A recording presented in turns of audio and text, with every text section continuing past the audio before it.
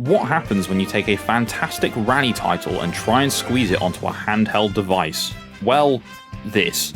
The PlayStation Portable, Sony's beautiful little brick of magic, home to UMD movies, some fantastic titles, and a weird feeling of superiority over anyone who owned a DS.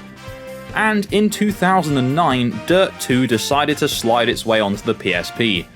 Because rally cars, portable, who could resist? So yes, welcome back to the Worst Racing Games, the series where you guys suggest racing games that you think are terrible, I review them, and then rank them.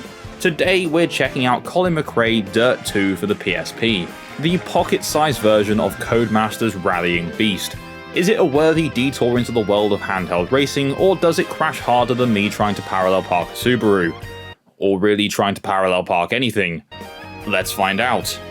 First off, a quick history lesson. DiRT 2 was the sequel to Colin McRae DiRT, part of the long-running rally series named after the late great rally legend, Colin McRae. This was the first game after he passed, but for some reason the PSP version doesn't have the tribute to him. Anyway, the console version was a visual showstopper, huge jumps, crazy lighting, and a user interface that looked like a Mountain Dew commercial. The PSP version, well, let's just say, it tries its best. It's like ordering a steak and getting a microwavable meatball instead. It's not the same, but at least you're still getting some meat. So, DiRT 2 PSP was developed by UK-based Sumo Digital, a company with a lot of experience in racing, from Sonic and All-Stars Racing to Outrun ports. The PSP version released alongside the home console counterparts in September of 2009. Now, before we go any further, if you're a fan of racing games, or in this case, not so great racing games, then why not hit that subscribe button and tap the bell to stay up to date with the Worst Racing Game series.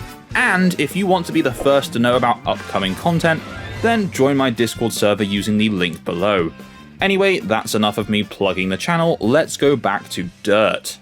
The PSP version of DiRT 2 strips things back down to basics. You've got Quick Race, Multiplayer, Challenge Mode, and the main event, World Tour, aka Career Mode.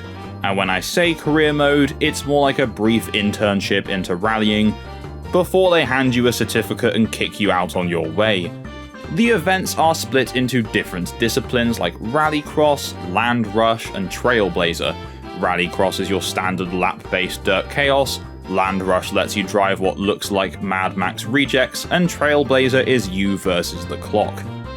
Each race earns you a medal, which you use to progress and unlock car body kits and new races, which sounds somewhat deep until you realise the career mode is about as long as a YouTube ad you can't skip. Seriously, you'll blast through the whole thing faster than you can say Ken Block Gymkhana. On the topic of races, the countdown to start a race is stupidly fast. Not really relevant, but I just thought it was quite funny. There is also a challenge mode, which is really not very fleshed out, but at least it is there to begin with. It has a few different event types. There's one where you have to get so much airtime in 2 minutes, one where you have to drift so far in 2 minutes, a 3-lap time trial, and then knockout racing, where each lap someone gets eliminated. It's not much, but hey, at least the game can go on a bit longer than the 2 hours it takes to beat the main mode. Now, if you've made it this far into the video, simply comment DiRT down below. So the car roster is solid, but trimmed down a bit from the console version. You've got Subarus, Fords, Mitsubishis, the usual suspects, all modelled somewhat decently for a handheld. They don't have the detail of their console cousins, but hey, they do vaguely resemble the cars they're claiming to be, and that's what counts. Also, the Ford Escort you get is very overpowered, and I love it very much. There are also quite a lot of tracks in this game. They take you around the world, Croatia, China, and the PSP version even has some exclusive locations, such as the UK. So, sorry to anyone who got the PSP version, you're stuck with England. And while they try to capture that globe-trotting vibe, let's be honest, most of the time it looks like you're racing through a dirt-coloured smoothie. Which leads us nicely onto this. Graphically, DiRT 2 on PSP does alright, in a don't look too closely kind of way. The frame rate is pretty smooth, the cars are recognisable, which puts it ahead of a lot of other handheld racers at the time. However, the environments are a bit, let's go with minimalist. It can be quite difficult at times to tell the difference between the textures that you're actually driving on, because shadows and everything, they get in the way and it's hard to see what you're going on. But overall it's stable, and in a PSP racing game that's basically gold. The controls for Dirt 2 are surprisingly tight. The analog nub, you know, that little soap bubble that gave everyone hand cramps, actually does a decent job with steering. The cars lean arcade more than sim, which fits the handheld vibe perfectly. No one's out here looking for an ultra-precise rally physics while sitting on a bus with their PSP. We just want to go fast, maybe crash into a wall or two, or in my case like 100, and feel like a champion in a world where loading times are longer than the races. The handling of the cars is okay, it certainly takes a lot of getting used to, especially when you're using faster cars like the Ford Escort or the Nissan. It's very hit and miss whether you're going to need to slow down a lot for a corner or whether you can just glide around it. Sometimes it'll feel like a brick, sometimes it'll feel like it's a Scalextric car tied to a track. To me, it does feel like that Sumo Digital tried their best to really capture the vibe of Dirt on the home console. The menu design is still pretty clean, the races still attempt to feel a bit more high energy, and there's still a decent lineup of songs. But the problem is the AI.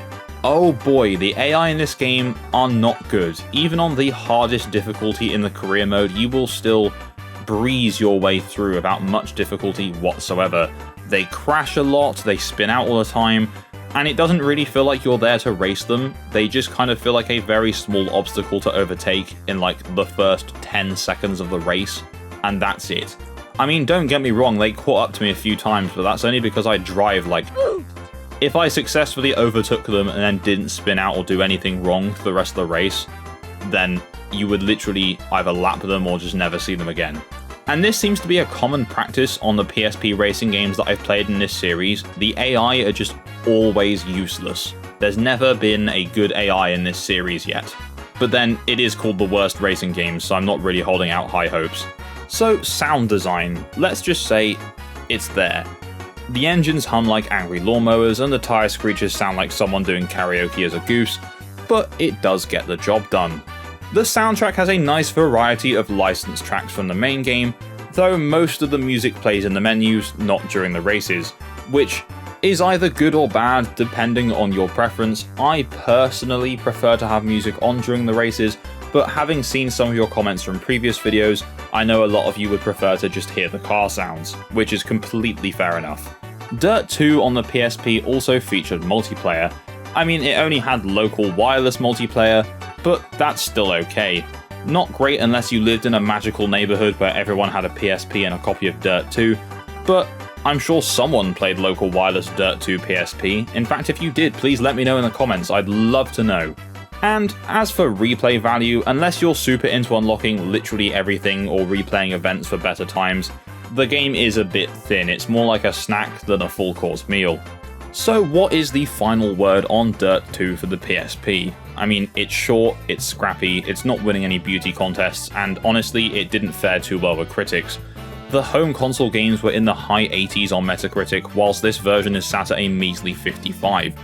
But it's a surprisingly okay rally racer you can carry in your pocket, and honestly, did you really want much more from a PSP rally title? Sure, it won't replace the console version, and the career mode might leave you saying, wait, that's it? But for a quick Dirt fix on the go, Dirt 2 is still worth a spin, especially if your PSP still works and you've got a craving for old school handheld chaos. So now the time has come where we have to rank this middling game, and for me, it has to be another meh. It's not quite in the actually not bad category due to some really poor AI and a large lack of content, but honestly, the game is okay. Hopefully soon we get an entry to a new category as the meh section is really starting to fill up. Anyway, that takes us to the end of our look at Dirt 2 PSP, and with it this episode of Worst Racing Games. Now, would you rank Dirt 2 for the PSP any differently than I did? And as always, again, if you have any suggestions for games you want to see in this series, put it all in the comments down below. If you enjoyed this video, please don't forget to leave a like, and if you haven't done so already, subscribe and tap that bell for notifications of my future uploads. Until then, I will see you in my next video. Bye bye.